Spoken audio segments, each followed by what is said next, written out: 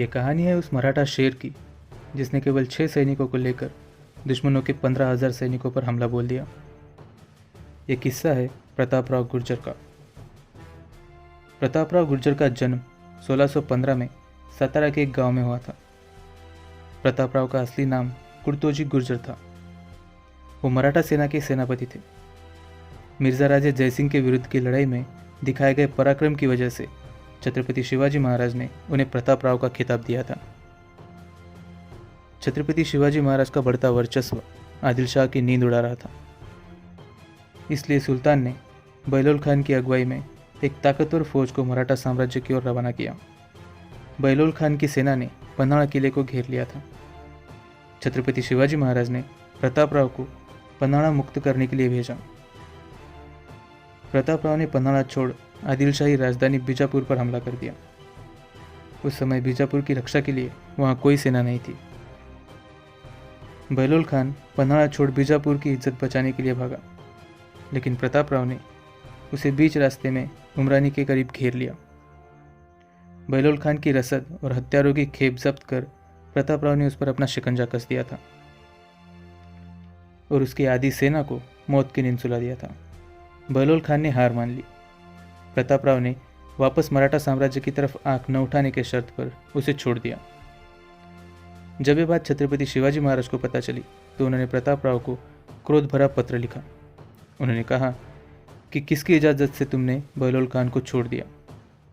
तुमने बहुत बड़ी मूर्खता की।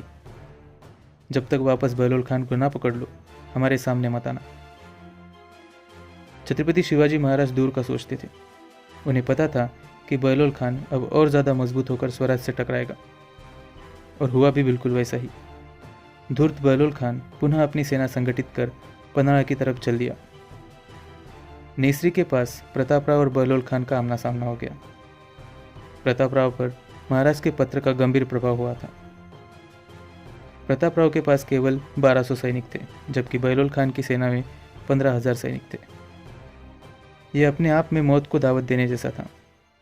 प्रतापराव ने बाकी की सेना को वापस भेज दिया और अकेले बहलोल खान का काल बनकर 15,000 की सेना पर टूट पड़े। प्रतापराव के साथ उनके 6 सैनिक भी इतिहास में अपना नाम अमर करने के लिए चल पड़े।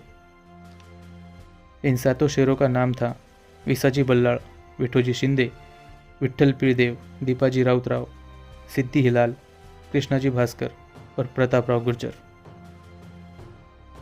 ये 7 मराठे किसी जख्मी शेर की तरह 15,000 सैनिकों पर टूट पड़े।